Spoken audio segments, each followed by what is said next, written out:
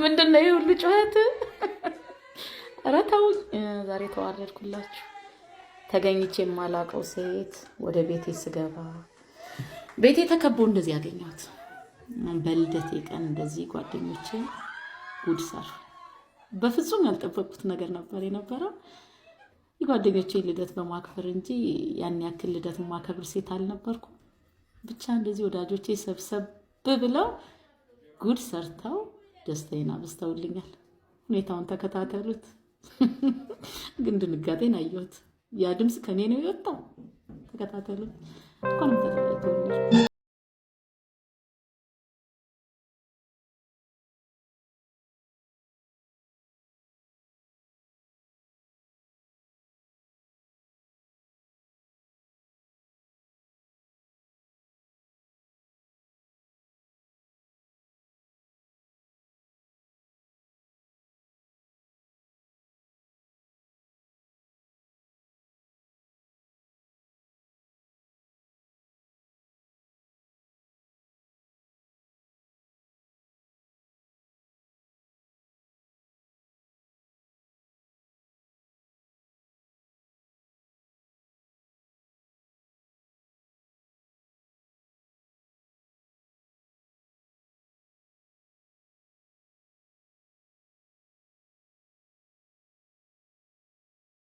ዛሬ ልደቴ ነው።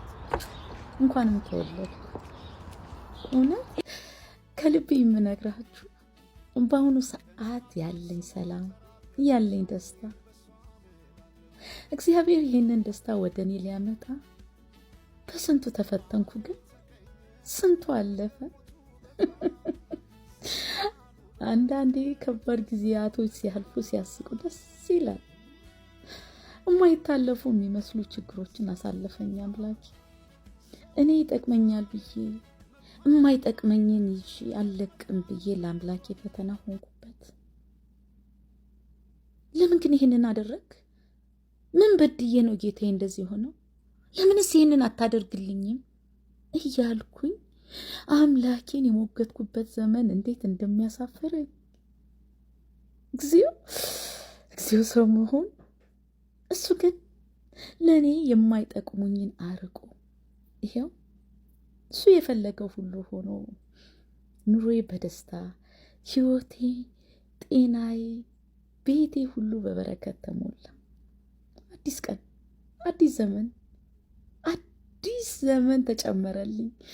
ተመስገንልኝ።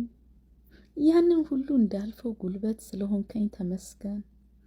ትዕግስት የሌለኝን ትዕግስት ስለሰጠኸኝ ተመስገን። እንዲህ እንድበረታ ስላደረከኝ ተመስገን። ወዳጆቼ በራሳችሁ ሞክራችሁ ያልሆነ ነገር ካለ ለፈጣሪ ስጡት። እሱ ምላሹን አሳምሮ ይሰጣችኋል። ሁሉን ነገር ማስተካከል ይችልበታል። መልካም ልደት ለኔ። ቀናችሁ ይመር።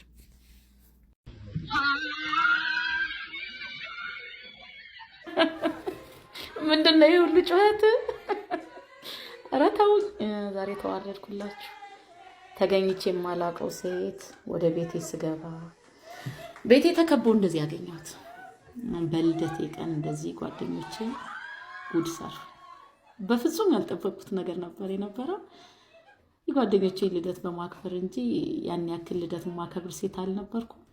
ብቻ እንደዚህ ወዳጆቼ ሰብሰብ ብለው ጉድ ሰርተው ደስታዬን አብዝተውልኛል። ሁኔታውን ተከታተሉት። ግን ድንጋጤን አየሁት። ያ ድምፅ ከኔ ነው የወጣው።